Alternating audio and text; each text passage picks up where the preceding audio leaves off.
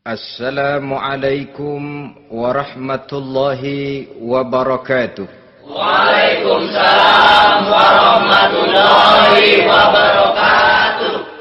Bismillahirrahmanirrahim. Alhamdulillahi rabbil alamin. Wassalatu wassalamu ala ashrafil anbiya'i wal mursalin. Sayyidina wa maulana Muhammadin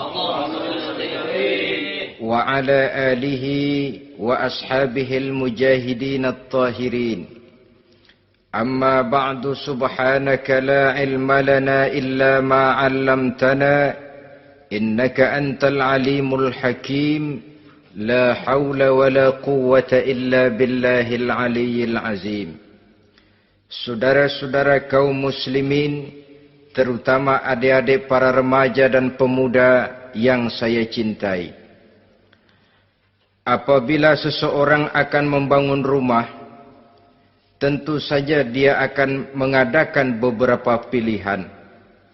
Sejak dari memilih lokasi di mana rumah itu akan didirikan, sampai kepada menentukan bahan-bahan kualitas yang akan dipakainya, sampai kemudian kepada wujud dan bentuk rumah yang akan ditinggalinya. Demikianlah bahwa untuk membangun sebuah rumah yang hanya untuk menaungi kehidupan di dunia ini, kita mengadakan berbagai macam pilihan. Apalagi kalau kita akan membangun sebuah rumah tangga yang kita harapkan tidak hanya akan menaungi kehidupan di dunia ini, tidak hanya untuk kepentingan kita saja, tetapi juga untuk kepentingan anak cucu kita di belakang hari, termasuk sampai kepada hari akhirat nanti. Oleh karena itu, pada pertemuan kali ini, saya hanya ingin khusus berbicara kepada adik-adik remaja dan para pemuda, bagaimana sebaiknya memilih jodoh menurut ajaran agama Islam. Dalam Al-Quran, Allah subhanahu wa ta'ala menjelaskan, Zuyyina linnasi hubbus syahawati minan nisa. Bahwa manusia, apapun jenisnya, asal dia bernama manusia, dihiasi dengan perasaan cinta kepada perempuan. Jadi sejak dahulunya, secara fitrah, laki-laki senang kepada perempuan, sebagaimana perempuan pun senang kepada laki-laki. Dihiasi rasa cinta ini dalam kehidupan manusia. Dan oleh karena adanya rasa cinta, berkembanglah segala macam persoalan. Sehingga seorang ahli cinta pernah berkata, cinta adalah 5 huruf yang membuat persoalan tidak akan pernah selesai. 5 huruf yang membuat persoalan tidak akan pernah selesai-selesai. Tetapi dalam kehidupan sehari-hari sering kita saksikan bahwa cinta ini bisa mendorong, memberikan motivasi yang baik, dan cinta ini pun bisa juga memberikan dorongan yang tidak baik. Oleh karenanya, apabila cinta itu ibarat setetes embun yang jatuh di bumi yang subur, akan tumbuhlah di atasnya aneka ragam bunga-bungaan yang harum semerbak, indah, mewangi, sedap dipandang orang, menebarkan rasa aman, damai, sentosa, dan begitu selanjutnya. Tapi jika cinta itu jatuh di hati yang gersang dan tandus, tidak ada yang akan dapat tumbuh di sana selain sirih memanjat batu, kuning daunnya, lemah gagangnya. Maka cinta yang semacam itu tidak akan memberikan dorongan positif kepada seseorang di dalam kehidupannya. Maka lebih dahulu kita akan membicarakan cinta dalam artian yang positif ini, untuk nanti sampai kepada perempuan yang bagaimana yang harus kita cintai, atau laki-laki yang bagaimana yang harus dicintai oleh seorang perempuan. Saudara hadirin yang saya hormati, cinta dalam artian yang positif, pertama, dia selalu mendatangkan keindahan. Yang kedua, cinta itu memberikan energi atau semangat untuk berjuang. Dan yang ketiga, cinta itu selalu membawa resiko dalam bentuk pengorbanan. Maka cinta yang positif pertama melahirkan keindahan. Disinilah orang memerlukan filter atau saringan. Sebab keindahan yang didasarkan karena cinta itu merupakan satu keindahan yang relatif saja. Boleh jadi karena indah orang jadi cinta, boleh juga jadi karena cinta segala sesuatu terasa jadi indah. Namun bagaimanapun juga, kalau hati sudah diliputi oleh rasa cinta, segalanya akan terasa menjadi indah. Cinta itu adalah keindahan. Yang kedua, cinta itu energi, melahirkan dorongan dan semangat. Yang lemah bisa menjadi kuat, yang takut bisa menjadi berani, yang jauh jadi terasa dekat. Itu semua karena dorongan cinta. Dan dari energi ini lahirlah yang ketiga, bahwa cinta adalah pengorbanan. Sehingga orang berkata, berani bercinta artinya harus berani berkorban. Takut berkorban, jangan bercinta. Kalau cinta ini kita salurkan kepada nilai-nilai agama umpamanya, yang pertama, cinta mendatangkan keindahan. Kita cinta kepada agama, maka apapun yang diperintahkan oleh agama akan terasa menjadi indah. Solat akan terasa menjadi indah. Puasa terasa menjadi indah. Zakat terasa menjadi indah. Jihad pun akan terasa menjadi indah. Persis kalau kita cinta kepada seorang gadis. Jika kita cinta kepada seorang gadis, apanya saja akan kelihatan menjadi indah. Jalannya terasa indah, lenggang-lenggoknya terasa indah, suaranya merdu padahal cemprengnya bukan main. Seluruhnya akan mendatangkan keindahan karena dasarnya sudah cinta. Cinta membawa kepada keindahan. Yang kedua, cinta itu melahirkan energi. Orang yang cinta kepada agama akan lahir tenaga dan semangatnya melaksanakan ibadah, melaksanakan puasa, melaksanakan zakat, melaksanakan solat, melaksanakan haji, bahkan melaksanakan jihad sekalipun. Cinta selamanya menimbulkan energi dan semangat. Sama saja dengan kita apabila jatuh cinta kepada seorang gadis, walaupun rumahnya jauh, katanya, gunung pun akan kudaki, lautan pun kuseberangi. Untuk apa itu? Untuk menemui apa yang kita cintai. Cinta selamanya melahirkan energi. Capek tidak terasa, lelah tidak terasa, semuanya tertutup oleh keindahan yang bernama cinta. Lalu yang ketiga, cinta membawa pengorbanan. Apabila kita cinta kepada agama, maka pengorbanan terhadap apapun yang diminta oleh agama, baik itu pengorbanan waktu, tenaga, pikiran, harta, bahkan pengorbanan nyawa sekalipun, kita tidak akan berat melaksanakannya karena cinta kita kepada agama yang kita anut ini. Demikian juga cinta kita kepada seorang perempuan akan membuat kita rela berkorban. Apapun yang dia minta, jangankan kita tidak mampu, kita tidak mampu sekalipun, kita masih berusaha untuk mampu guna memenuhi tuntutan si buah hati belahan jantung. Kadang-kadang malam minggu si doi ngajak nonton. Umpamanya duit tidak ada, gajian belum, kerja enggak. Timbullah inisiatif, entah sepatu kita jual ke tukang loa, entah celana mampir dulu ke tempat lain. Yang penting kita berkorban untuk memenuhi permintaan si buah hati belahan jantung. Ketika itu pengorbanan sudah tidak kita rasakan lagi. Bahkan pengorbanan yang paling pedih sekalipun, dalam gurau, dalam bercanda misalnya, dicubit kita oleh kekasih kita, pedih bukan main, terkelupas kulit, mengalir darah, bukan nangis, nyengir. malah kadang-kadang minta tambah dicubit lagi. Itulah romantikanya cinta, sanggup membuat orang berkorban, melahirkan energi dan semangat, menambah keindahan dalam kehidupan, sepanjang dia dalam artian yang positif. Kalau demikian masalahnya, di dunia yang penuh dengan perbenturan nilai sekarang ini, orang sering salah jalan bagaimana memilih jodoh untuk membangun rumah tangga yang bahagia. Jangan lupa bahwa membangun rumah tangga ini bukan hanya untuk 1-2 bulan, bukan hanya untuk 1-2 tahun, bahkan bukan cuma untuk kehidupan dunia, lebih daripada itu pun untuk menunjang kebahagiaan di akhirat.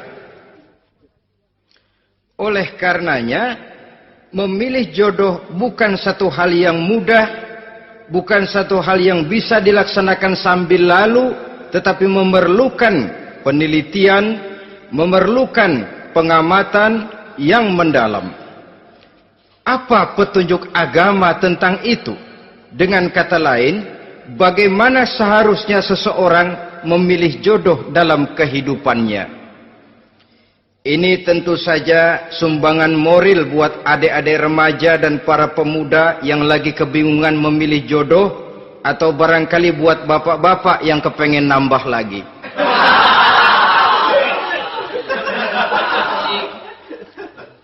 Mohon maaf kepada ibu-ibu, saya tidak menganjurkan, cuma ngajarin. Yang pertama, menurut Nabi, nikahilah perempuan itu karena rupanya, karena hartanya, karena keturunannya, dan karena agamanya. Ada 4 motif utama di sini. Pertama, memilih jodoh, lihatlah rupanya. Lagian siapa yang kepengen dapat jodoh rupanya nggak karu-karuan?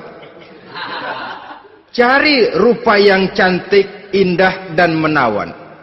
Namun jangan lupa, saya katakan di zaman di mana sering terjadi benturan nilai seperti sekarang ini, orang sulit untuk mendapatkan keaslian. Di mana teknologi sudah sedemikian canggih, di mana ilmu kedokteran sudah sedemikian maju, maka berbagai macam rupa bisa dibentuk dengan apa yang dinamakan operasi plastik misalnya. Yang pesek bisa dibikin mancung, kuping yang kelebaran bisa dibikin sedang, pipi yang kembung sebelah bisa dibikin rata, janggut yang tidak menarik bisa dibikin bak lebah bergantung katanya. Oleh karena itu, kalau pilihan hanya tertuju kepada rupa yang cantik saja semata-mata, kita sudah melakukan satu kesalahan yang sangat besar. Sebab apa? Diperingatkan oleh Nabi melalui hadis Ibnu Majah, Bazar dan Baihaqi dari Ibnu Umar. Janganlah kamu kawini seorang perempuan karena kecantikannya, sebab kecantikan boleh jadi akan mencelakakan. Jangan juga kamu kawini perempuan karena hartanya, sebab kekayaan biasanya akan mendatangkan kesombongan. Tetapi kawinilah karena agama dan akhlaknya, karena itulah yang akan membawa kepada kebahagiaan. Saudara-saudara kaum muslimin, terutama adik-adik remaja dan para pemuda, dikala usia puber, apalagi mata baru terbuka, awal balik namanya, remaja sering kehilangan filter. Pokoknya asal ngelihat rupa yang sudah lemot, denok, geboy, pikiran pun hanyut, malam terkenang, siang terbayang, tidur tak nyenyak, makan tak enak katanya, selalu terbayang wajah si doi. Dikala itu orang kehilangan pertimbangan bahwa rupa yang cantik kadang-kadang sering menipu. Diriwayatkan oleh Imam Ibnu Abbas, satu hari ketika sedang kumpul dengan para sahabat, lewatlah orang dengan potongan potongan orang kaya. Kelihatan kan, orang kaya sama orang miskin jalannya aja lain kan. Jalannya saja, jangan gaya hidupnya, jalannya saja lain. Liwat dia. Rasul bertanya kepada seorang sahabat, menurut pendapatmu bagaimana orang yang lewat itu? Kata sahabat, oh, yang lewat ini ya Rasul, kalau dia meminang perempuan pasti diterima. Kalau dia menolong orang pasti berhasil. Kalau dia ngomong pasti didengerin. Kenapa? Orang kaya. Orang kaya ya Rasul. Kalau dia minang, perempuan mana yang kagak bisa menerima kalau dipinang oleh orang kaya, biar mukanya udah belipet kayak dompet tanggung bulan. Kalau memang duitnya banyak, nggak kelihatan tuh muka yang belipet, yang kelihatan duit. Kalau dia nolong orang, pasti berhasil apa yang dia tolong itu. Kalau dia ngomong, pasti didengerin orang, walaupun omongannya biasa-biasa saja. Kenapa? Orang lihat penampilannya. Sudah, ketika orang itu lewat, beberapa lama kemudian lewat lagi seseorang yang kelihatannya miskin. Rasul tanya lagi, kalau orang ini, bagaimana pendapat kamu? Wah, potongan begini sih Rasul. Kalau dia minang, orang tolak. Siapa yang mau kawin sama kere begini? Kalau dia nolong orang, pasti nggak berhasil. Kalau dia ngomong, kagak bakalan ada yang mau dengerin. Siapa yang mau dengerin orang susah ngomong? Setelah orang itu lewat, apa kata Rasul? Orang yang terakhir, yang lewat ini, yang barusan lewat, jauh lebih baik dari yang pertama yang lewat tadi. Jauh lebih baik. Maksud dari ucapan ini, Rasul sebenarnya mendidik para sahabat jangan tertipu oleh penampilan. Sebab penampilan tidak selamanya mencerminkan keaslian. Apalagi di zaman sekarang, salon di mana-mana bejibun. Alis mata bisa dibikin, pipi bisa dicat. Yang pinggir kuning, yang tengah merah, di sebelah merah ada yang kehitam-hitaman, persis orang kepentok tiang listrik.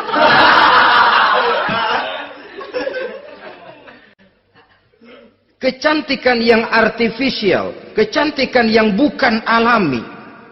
Karena itu silakan saja cari yang cantik, tapi jangan terpaku sampai di situ. Sebab kecantikan di samping dia mudah berubah oleh pergeseran masa dan pertukaran waktu, ternyata penampilan tidak selamanya mencerminkan keaslian. Lain hari seorang sahabat pernah mengadu, "Ya Rasul, ada apa? Inna imraati la turaddu yadul lamis." Ya Rasul, istri saya tidak pernah menolak tangan orang laki yang menjamahnya, mengajak salaman kepadanya. Apa jawab Rasul? Ceraiin aja. Tapi hati saya berat ya Rasul, saya cinta betul sama dia. Ya kalau hatimu berat, jaga dia baik-baik. Nah, dari riwayat ringkas ini kita ambil satu perbandingan. Memang punya istri berwajah cantik itu kadang-kadang si malakama kalau imannya tidak kuat. Si malakama. Kita diemin aja, binal, makan hati, nggak aman, nggak tentram. Jangan-jangan saya berangkat ke kantor, dia ngompreng. Buah si malakama, seperti orang tadi, ya Rasul. Istri saya kelihatannya sebenarnya tidak negatif maksudnya ini, cuma bersalaman, tapi terlalu ngobrol. La turaddu yadul lamis, tidak pernah menolak orang yang ngajak salaman. Ya sekedar salaman. Tapi kan awalnya dari salaman. Kalau sudah salaman kan strum bisa ngederdet dari tangan situ. Kata Rasul sederhana saja. Ya kalau memang begitu ceraiin. Saya nggak kuat Rasul. Saya cinta betul sama dia. Kalau kau tak kuat berpisah dengan dia, jagalah dia baik-baik. Ajar, didik, tanamkan rasa keagamaan di dalam hatinya. Saudara-saudara kaum muslimin, jadi rupa yang cantik tanpa didasari oleh nilai-nilai agama akan membuat seorang suami di rumah tangganya seperti si malakama. Seperti berhadapan dengan buah si malakama kalau tidak diiringi dengan nilai-nilai moral yang luhur dan bekal agama yang tangguh. akan pergi jauh dari rumah rasanya tidak aman, sedangkan di rumah saja siapa yang akan mencari nafkah, dan begitu selanjutnya. Orang tadi jelas berhadapan dengan buah si malakama, didiamkan, makan hati. Sebab maaf, kalau seorang suami sudah tidak punya rasa cemburu terhadap istrinya, itu kan yang disebut dayus. Dan dayus itu jangankan masuk surga, bau surga saja dia tidak dapat. Tapi cemburu dalam artian bukan cemburu buta, cemburu dalam artian yang wajar. Dia cemburu, akan dikerasi takut kalau istrinya minta cerai, sedangkan dia cintanya sudah kadong medok bener. Si malakama jadinya. Nah, ini juga satu riwayat yang memberikan gambaran kepada kita. Pilihan, silakan cari rupa yang cantik saja. Cari yang cantik. Tapi kalau itu dijadikan motif utama tanpa dasar-dasar agama, saya khawatir nanti rumah tangga kita akan berhadapan dengan buah si malakama. Jadi adik-adik remaja, usaha, ikhtiar, cari yang cantik, yang kira-kira nggak membosenin, supaya kita betah tinggal di rumah, supaya kita merasa ada tempat berbagi rasa, ada tempat kita bernaung. Sebab kalau nyari bini sebini-bininya mah, ya jodoh di tangan Tuhan, kagak usah nyari juga ntar datang diri, umpamanya. Iya, kalau yang datang peot. Orang harus berusaha, walaupun pada akhirnya jodoh toh memang ditentukan Allah. Kan 3 hal yang kita tidak bisa menentukan itu katanya. Maut, rezeki, jodoh. Itu yang masuk mysterious problem. Problem yang misterius. Maut, misterius. Kapan kita mati, kita sendiri tidak tahu. Tahun depan, 50 tahun lagi, 100 tahun lagi, tidak pernah seorang pun diberitahu. Tapi yang pasti dia bakal datang. Kapan dan di mananya kita tidak tahu. Bisa di rumah, bisa di masjid, ya alhamdulillah. Bisa di majelis taklim, syukur. Bisa di medan perang membela agama, bagus. Pasti dia akan datang. Maut, mysterious problem. Sesuatu yang kita tidak tahu kapan datangnya. Rezeki, gitu juga. Sehingga orang sering bilang, rezeki katanya kayak bayangan. Kita uber-uber dia lari, kita diam dia mah diam. Setengah mati kita uber-uber. Emang ukuran segitu, segitu aja. Begitu kita nggak ngapa-ngapain, datang yang bawain rezeki. Namanya rezeki itu mysterious problem. Kadang-kadang ngobek, sungsang, sumbul, udah segala tanah orang kita ukur-ukurin. Udah segala ngomong sudah nggak ada yang loh, tuh sudah buta. Tapi memang bayangan, kalau belum rezeki ya belum. Kadang-kadang nyari kode sampai tidur di kuburan. Belepotan tanah kuburan loh. Yang aneh lagi kadang-kadang orang gila ditanyain. Allahu Akbar, ini kode-kode zaman sekarang ini. Sampai orang waras nanyain orang gila itu gimana itu? Ini sudah efek yang betul-betul negatif. Sudah jelas orang gila kok ditanya. Apa kira-kira yang nanya nggak lebih gila dari yang gila itu?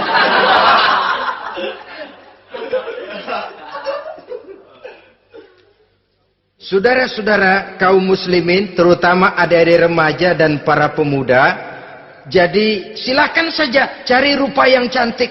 Karena dia akan jadi tautan hati, buah hati belahan jantung. Tempat kita berbagi rasa, tempat kita pulang dan tinggal di rumah tangga kita. Tapi hendaknya kecantikan rupa itu diiringi juga dengan kecantikan budi. Karena itu cari rupa yang cantik. Ini pilihan utama.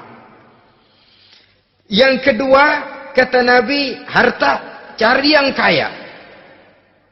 Tetapi jangan lupa, jangan dijadikan pilihan utama. Karena kekayaan sering mendatangkan kesombongan. Apalagi kalau seorang pemuda mendapat istri orang kaya. hidupnya dimodali oleh istrinya, maka biasanya wibawanya sebagai seorang suami akan hilang. Akhirnya komando di tangan istri. Dikala itulah suami tidak lebih daripada prajurit yang taat kepada komando istrinya. Padahal menurut konsep Quran, ar-rijalu qawwamuna 'alan nisa, laki-laki diciptakan sebagai pembimbing bagi perempuan. Kalau nanti suatu saat terjadi benturan, sedangkan modal diberikan oleh istri, terjadilah pengungkitan. Kata istrinya apa? Lu jangan bertingkah, lu kan kawin sama gue modal lu kolor doang.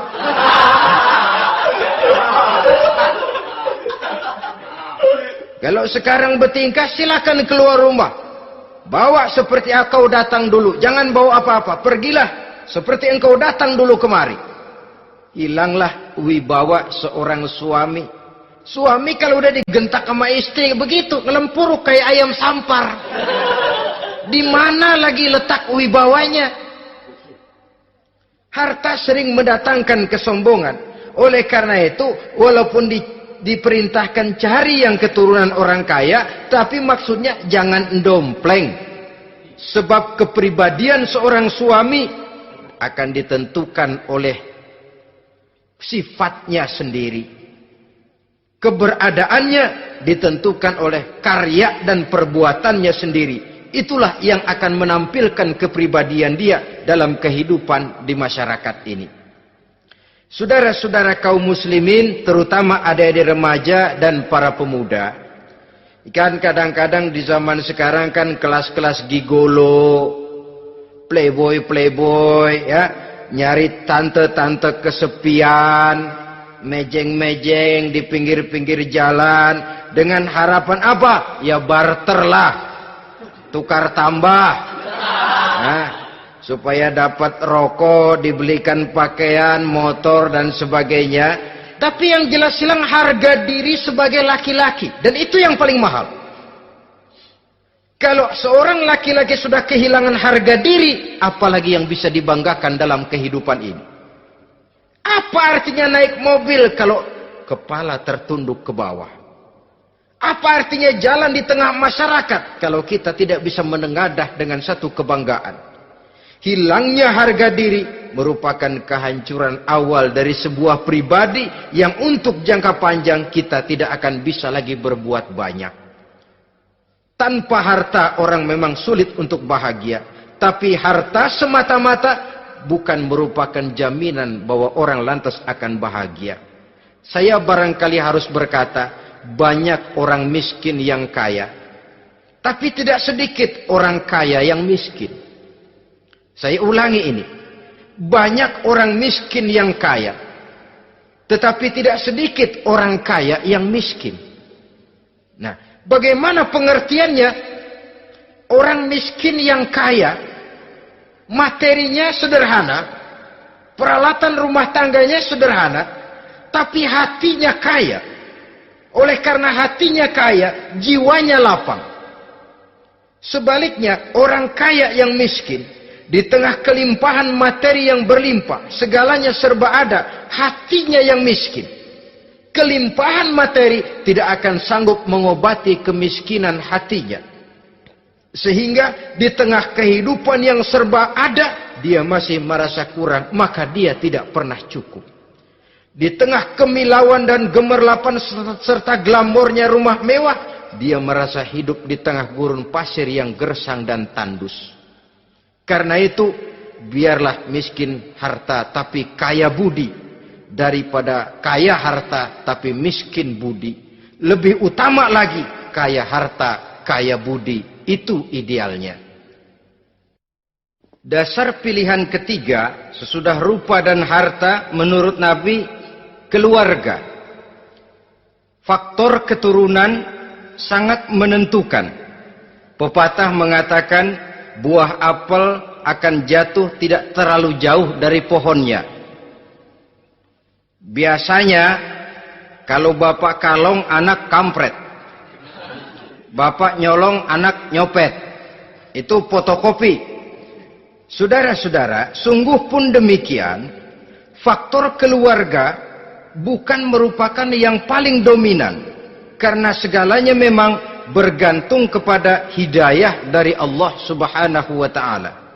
Kalau hidayah datang, bisa saja anak maling bisa jadi kiai.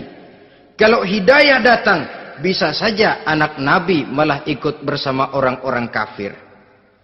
Pada akhirnya orang mau besar atau tidak, bukan dengan jalan menyempeng kepada keturunan orang lain, tapi ditentukan oleh kepribadian dirinya sendiri. Tidak bisa kita menjadi besar dengan menyebut kebesaran orang lain. Itu sebabnya dicontohkan oleh Imam Ali pada saat beliau berkata, "Laisal fata may yaqulu kana abi, walakinnal fata may yaquluha anadha." Anak muda yang gentleman adalah anak muda yang berani berkata, "Inilah saya." Bukan anak muda yang membanggakan leluhurnya. Ini kan zaman sekarang ini lagi ngetop-ngetopnya lagu-lagu cengeng katanya. Sebenarnya menurut saya bukan cuma lagu cengeng yang jadi masalah. Lagu cengeng cuma satu efek dari sikap yang lebih utama dari itu, yaitu mental cengeng. Kalau mental sudah cengeng, apapun yang kita lakukan akan jadi cengeng. Tidak cuma lagu, kebudayaan yang lahir akan kebudayaan cengeng. Jadi pengusaha cengeng. Jadi pejabat cengeng. Jadi kiai cengeng. Kenapa? Mental cengeng. Di antara mental cengeng itu apa? Mengandalkan fasilitas atasan. Kalau tidak ada fasilitas dari atas, lantas tidak bisa berbuat apa-apa, cengeng. Menjadi besar bukan karena karier pribadi, tapi karena nasib katrolan. Itu pun termasuk mental cengeng. Sedikit gagal, bagaimana sedikit jalan buntu, sedikit deadlock, lu ngapain lu melulu? Saudara hadirin yang saya hormati, jadi lebih penting dari sekedar lagu-lagu cengeng, saya malah lebih suka bicara mental cengeng ini. Mental yang cepat putus asa. Mental yang tidak mau mengeluarkan usaha maksimal. Mental yang hanya mengandalkan fasilitas.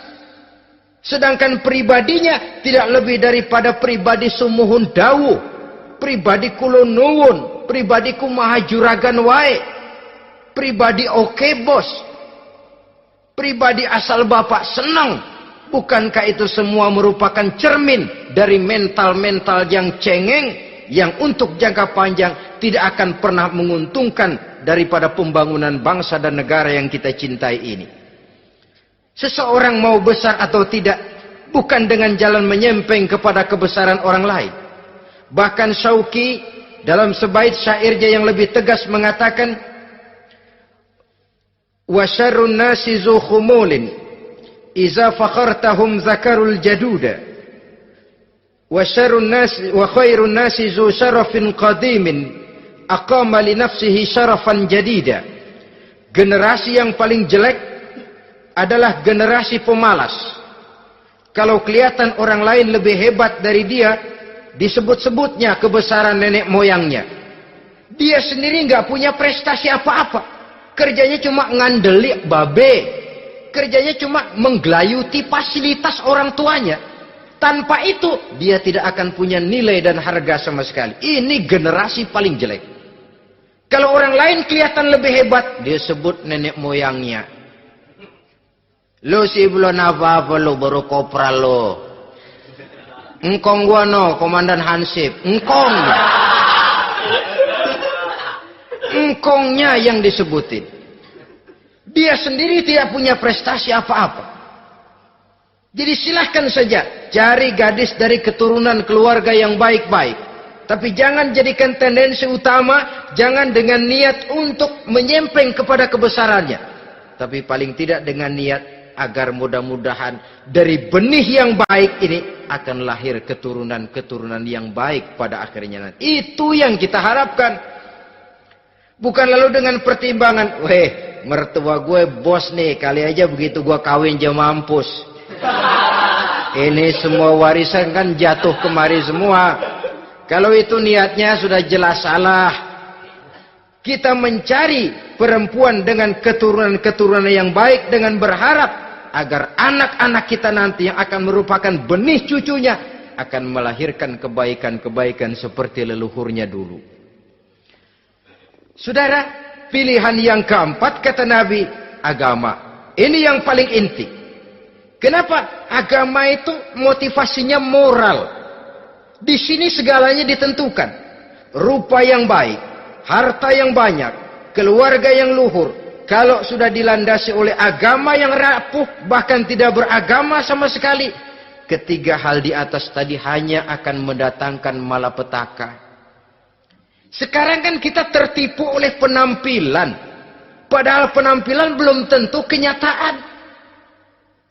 Di jalan-jalan kita akan lebih terpesona melihat gadis pakai miniskirt di atas lutut ketimbang kita melihat gadis-gadis yang pakai jilbab. Kalau sudah pakai jilbab keliwat, yang usil banyak banget, bau sorga nih. Bau sorga katanya. Tapi kalau sudah yang pakai miniskirt itu yang lewat, itu dari ujung ke ujung mata kagak mau kedip. Laler nemplok di mata kagak dirasain. Kita terpesona oleh penampilan zahir, padahal penampilan belum tentu memantulkan hal yang sebenarnya. Tapi memang itulah watak manusia.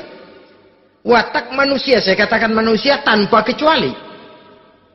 Tetapi bergantung kepada pemikiran jangka pendek atau jangka panjang. Kalau jangka panjang yang kita pikirkan, ya tentu kita tidak akan mudah terpesona oleh hal yang zahir. Sampai-sampai Quran sendiri mengatakan budak yang hitam legam tapi beriman itu lebih baik daripada orang-orang musyrik walaupun cantik, denok, lemot, geboy. Ada lagi nggak bahasa yang lebih dari itu? Cantik, denok, lemot, geboy, bahenol, nerkom. Tapi kafir masih lebih baik budak yang hitam legam sekalipun. Kalau dia beriman. Kenapa? Rumah tangga untuk jangka panjang. Sebab itu Islam tidak membolehkan kawin campuran dengan lain agama. Walaupun ada ayat yang mengatakan boleh kawin dengan ahlul kitab. Tapi sebagian mufassir menjelaskan bolehnya kawin dengan ahlul kitab itu dalam kondisi darurat. Dalam kondisi normal tidak bisa. Kenapa? Kalau sudah berlainan agama, akan terjadi kerancuan rumah tangga untuk jangka panjang. Bagaimana membina dalam keharmonisan di rumah tangga? Bagaimana nasib anak-anak nanti? Kadang-kadang ada keluarga, kami sih keluarga modern. Anak-anak kami berikan kebebasan untuk milih agama apa saja. Bapaknya Islam, istrinya Kristen, anaknya ada yang Hindu, Buddha. Bagus nih, keluarga pecel namanya. Bagaimana keluarga modern bisa seperti itu? Padahal seorang suami bertanggung jawab di hadapan Allah. Dia akan ditanya tentang istrinya. Dia akan dimintakan pertanggungan jawab tentang anak-anaknya. Kalau istri kita berlainan agama, mungkin terjadi pengkaplingan. Pokoknya kalau anak perempuan ikut ibu, anak laki ikut bapak. Administrasi dunia bisa begitu. Tapi akhirat, pertanggungan jawab di hadapan Allah. Bisakah kita? Sorry aja Tuhan emang janjinya begini. Saudara hadirin yang saya hormati, oleh karena itu budak legam hitam kalau beriman masih lebih baik daripada orang-orang yang tidak beriman walaupun cantik dan mempesona. Kenapa? Ini faktor agama. Ya buat 1-2 bulan bisa terwujud rumah tangga yang tentram. 2-3 tahun mungkin masih bisa bertahan, tapi sampai kapan? Sampai kapan itu akan terwujud? Pada akhirnya akan muncullah dilema yang akan sulit buat diatasi. Oleh karenanya, motif agama dijadikan stres oleh Nabi. Fasfar bizatiddin taribat yadak. Pilih agama sebagai titik sentral, sebagai pilihan utama.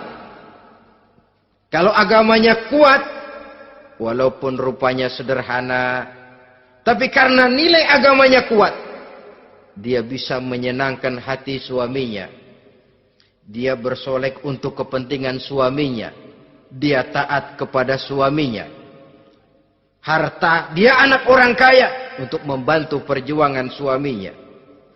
Tapi kalau tidak ada modal agama, rupa yang cantik bisa menyengsarakan suami. Apalagi kalau suami kere. Istrinya sudah cantik, kaya ataupun tidak kaya kadang-kadang. Udah, suaminya suruh ngempuk di rumah bininya yang kerja. Ya kalau kerja mendingan kalau dikerjain itu.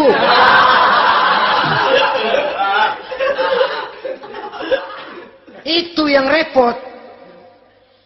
Saudara hadirin yang saya hormati, dan ini bukan satu dua kasus. Alangkah malangnya kalau sudah terkena hal seperti itu. Akhirnya seperti pengaduan sahabat kepada Rasul tadi. Mau diceraiin, cinta saya udah medok benar Rasul. Enggak diceraiin, hati saya ngebet, pegel. Si malakama akhirnya. Jadi oleh karenanya agama. Kalau dia cantik, walaupun miskin, agamanya kuat, dia bisa memelihara kehormatan diri.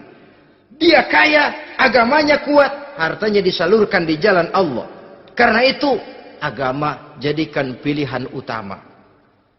Dan ukuran agama itu bukan cuma jilbab loh. Ya kadang-kadang ada juga yang jilbabnya nggak pernah lepas, tapi kadang-kadang akhlaknya lebih binal dari yang kribo. Ada, cuma sekedar kamuflase saja, itu pun penampilan. Sekedar penampilan saja. Cuma dari segi aurat ya memang lebih baik dan lebih utama.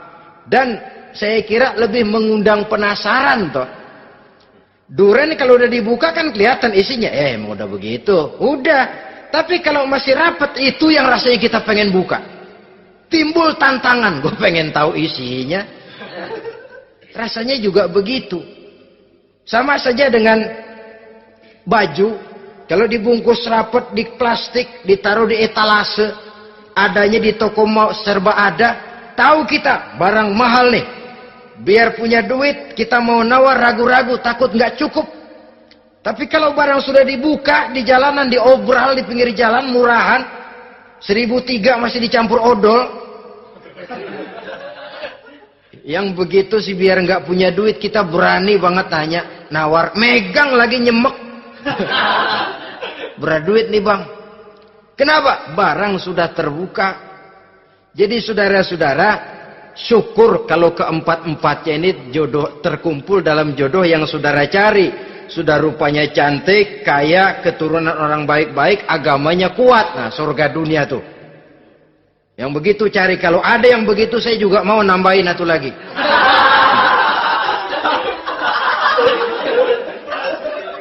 Tapi yang kumpul keempat-empatnya ini terus terang saja langka.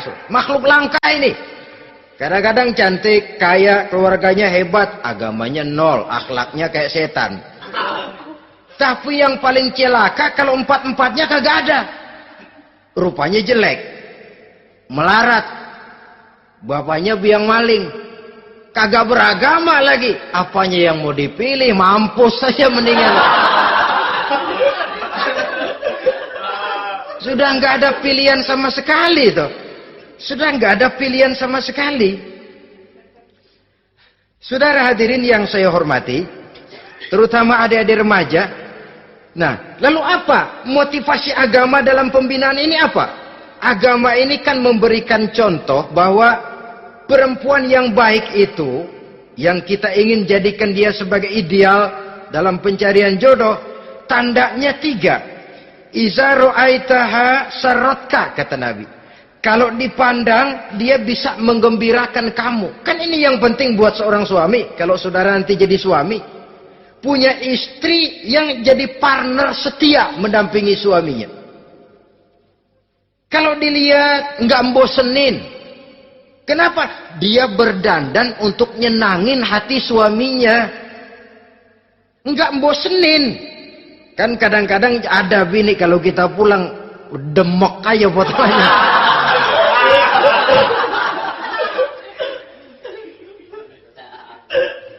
Ini yang bikin suami nggak betah di rumah ini kan yang begini. Adapun perempuan yang beragama, apabila dipandang oleh suaminya, dia pandai menyenangkan hati suaminya. Andai kata suaminya dalam kesulitan, dia tidak menambah beban kesulitan. Paling tidak dia bisa memberikan satu bantuan moral. Bantuan moral untuk mengurangi beban kesulitan daripada suaminya. Suami pulang dagang rugi, kata istrinya, romantika bang. Sekali-sekali lah, masa selamanya dagang mau untung. Besok siapa tahu untung lebih besar. Kan meringankan toh. Kadang-kadang enggak, suami pulang dagang dari pasar panas, rugi. Sampai rumah bini pidato. Pletar-pletor. Lu dagang rugi, emang lu laki goblok.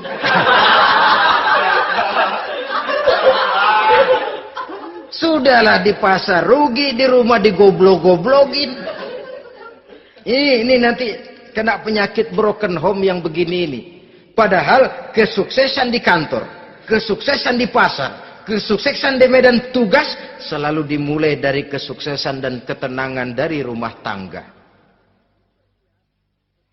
Dia berhias untuk kepentingan suaminya, tidak terlalu berlebihan. Dan suaminya pun pandai menghargai istrinya dengan kata-kata yang menimbulkan gairah dan semangat. Melihat istrinya bersorak, kamu makin cantik saja. Jangan juga kadang-kadang suami ketus. Ngelihat daksu pulang kantor, lihat suaminya, istrinya dandan rapi. Tumben lu mau bekasin apa? Mau bekasin katanya. Artinya apa ini? Pandai mengembirakan, bisa tenggang rasa, bisa berbagi rasa. Sehingga suami merasa ada tempat dia bertukar pikiran, ada tempat dia membicarakan persoalan. Dialog dalam kehidupan berumah tangga itu sangat diperlukan. Iza ra'aitaha sarratka, kalau dipandang dia sanggup mengembirakan kamu. Dikasih uang 500 senyum, 5.000 pun ketawa. Menggembirakan. Dia bisa taruh kata hatinya kesel, tapi mulutnya senyum. Nah ini yang sulit ini. Senyum tapi kesel, kesel tapi senyum. Kadang-kadang istri itu kan kalau sudah kesel, suami pulang nggak bisa dia menyembunyikan kekesalannya. Dari jauh suami sudah lihat ini yang nyambut, ini bemo ini. Udah monyong, serem. Saudara hadirin yang saya hormati, yang kedua, bila diperintah dia taat. Ini pengaruh agama. Sehingga Nabi mengatakan, "Lau amartu li ahadin ayyasjuda ila ghairiha, la amartul mas'ada la amartul mar'ata litasjuda ila zawjiha likibari haqqihi 'alaiha." Andai kata saja boleh aku memerintahkan manusia untuk sujud kepada sesama manusia, pastilah aku perintahkan perempuan untuk sujud kepada suaminya. Kenapa? Karena besar hak suaminya kepada dirinya. Untung sujud kepada manusia tidak boleh. Andai kata boleh, perempuan disuruh sujud sama suaminya. Ini tidak perlu sampai sujud, cium tangan saja minta ridho suami. Kadang-kadang perempuan sekarang berat. Paling banter setahun sekali lebaran doang. Laki pulang sembahyang tubruk, cium tangan minta redo, nangis segala macam. 3 hari habis lebaran beras habis, monyong aja lagi.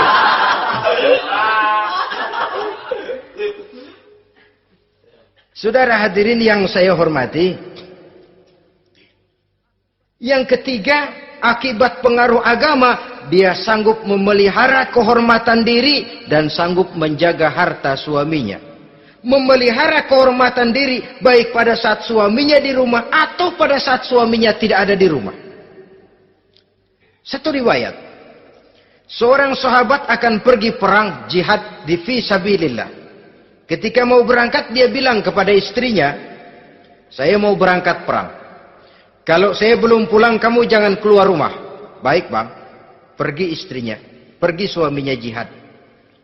1 minggu, 2 minggu berlalu, belum juga pulang. Satu hari datang utusan dari rumah orang tua si istri ini. Assalamualaikum bu. Waalaikumsalam. Ada apa?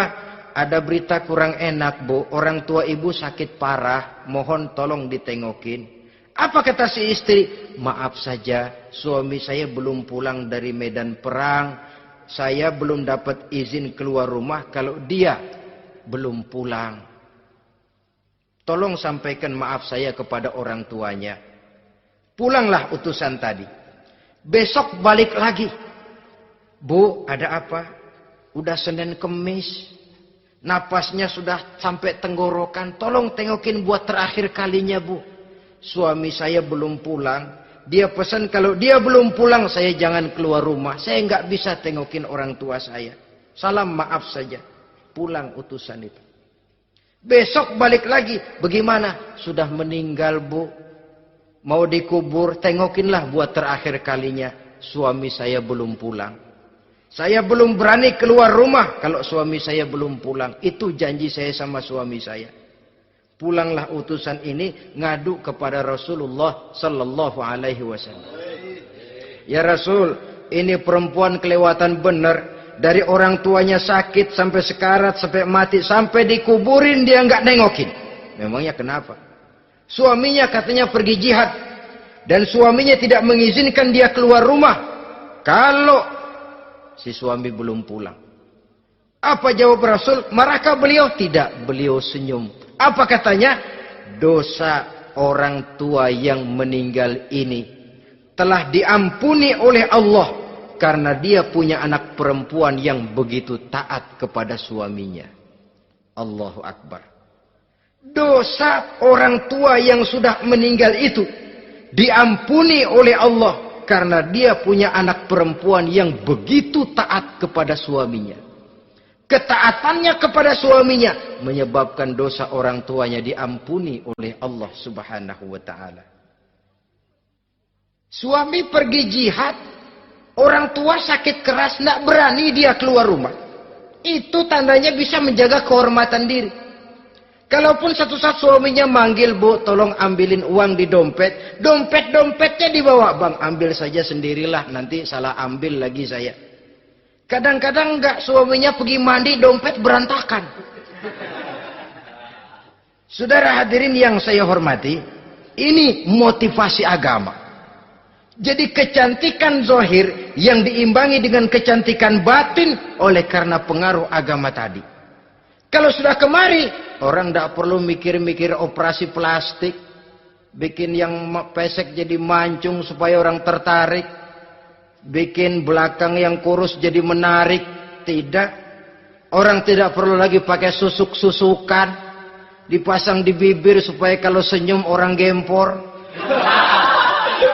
supaya kalau ngomong orang percaya, dipakai di kuping supaya macam-macam. Tidak perlu lagi pakai jompa-jampe, pelet-peletan supaya kalau diludahin orang ngikut. Nggak perlu lagi. Kenapa? Cinta itu nature, sesuatu yang alamiah, yang tidak bisa dipaksakan. Dia kudrati, karunia dari Allah. Tidak bisa cinta dipaksakan. Kalaupun bisa, dengan ilmu pelet, oh saudara bisa membuat orang jatuh cinta, ya 2-3 hari, 4-50 hari. Kesananya, apa yang akan terjadi? Kelanggengan tidak akan pernah terwujudkan. Kenapa? Keterpaksaan yang akan timbul. Dalam kondisi semacam itu, rumah tangga tidak akan mengalami ketenangan dan ketentraman. Jadi biarkan cinta berjalan secara alamiah, karena dia memang alamiah.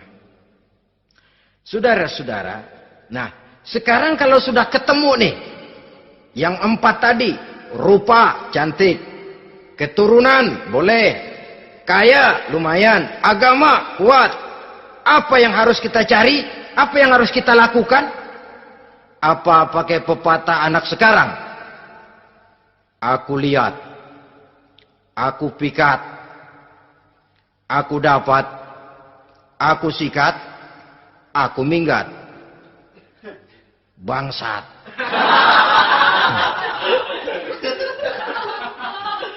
Itu kan ada moto cinta kilat begitu tuh. Cinta kilat katanya. Aku lihat, aku pikat, aku dapat, aku sikat, aku minggat. Bangsat. Atau kita harus hanyut dalam arus free love, free sex, summon living, eksperimen dulu? Tidak. Islam menganjurkan kalau memang seret, ini rasanya ini nih, mantap gue nih. Apa yang diajarkan oleh Islam selanjutnya? Meminang, saudara-saudara. Meminang adalah langkah awal untuk mengikat tali pernikahan. Diizinkan meminang. Dan di dalam meminang pun diizinkan untuk melihat. Cuma kalau boleh, ya syaratnya itu, waktu melihat itu jangan sampai ketahuan si perempuan yang akan kita pinang itu. Untuk apa kita meminang? Pertama, untuk yakin. Yakin bahwa perempuan yang kita inginkan ini sudah kumpul syaratnya itu, tidak ada cacatnya. Yang kedua, untuk memperkuat tekad hidup berumah tangga. Diperlukan meminang. Adapun adat itu berbeda. Tapi bahwa konsep meminang itu dalam Islam ada, itu jelas. Ya kalau mesti bawa pisang raja, pakai roti buaya, pakai martabak segede ban mobil truk segala macam. Itu adat saja, ya. Tapi yang real meminang itu ada dalam Islam. Nah, bagaimana adab meminang? Setelah kita tahu anak ini cantiknya ya, keturunan baik, ya kekayaannya lumayan, agamanya kuat, pinanglah dia. Caranya boleh lihat langsung. Lihat langsung kalau bisa tanpa setahu si perempuan. Dan batas yang boleh dilihat itu muka dan tangan. Itu saja. Jadi jangan gerusak. Minta permisi Pak, saya mau ngelihat anak bapak seutuhnya. Soalnya buat saya ini nanti. Apanya aja dibedolin, jangan. Kira-kira yang boleh itu muka sama tangan. Andai kata kita risih, sebab nanti kalau nggak jadi akan jadi timbul rasa malu dan si perempuan juga kasihan. Boleh mengutus perempuan yang kita percaya. Coba kau ke sana, lihat kondisinya yang sebenarnya bagaimana. Kalau ngelihat dari jauh sih utuh, siapa tahu nanti tangannya kurang sebelah. Coba lihat sana. Saudara-saudara, kemudian boleh juga ditanyakan kepada orang tuanya. Dan dalam hal ini orang tua si gadis tidak boleh menyembunyikan aib atau cacat yang dimiliki oleh anaknya. Dia harus menceritakan apa adanya. Sampai pun kekurangan anaknya yang paling kecil sekalipun. Sebab apa? Jangan sampai istilah pepatah beli kucing dalam karung. Kedengeran suaranya doang meong-meong, begitu dibuka tuh kucing gempor sebelah kakinya nggak ada. Kan tentu kita tidak kepengen kecewa di belakang hari. Itulah perlunya meminang sebagai jembatan untuk menuju kepada pernikahan.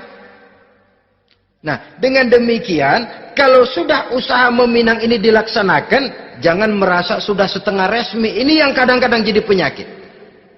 Malah sesudah meminang harus masing-masing lebih menjaga diri, menjaga kehormatan, menjaga pergaulan.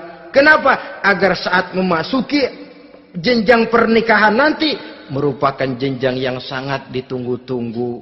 Ada rasa keinginan tahu. Kalau tidak, ya udah biasa, nggak giroh lagi ngadepin perkawinan. Kenapa? Kemarin-kemarin gue udah cobain. Hilang gairah lagi.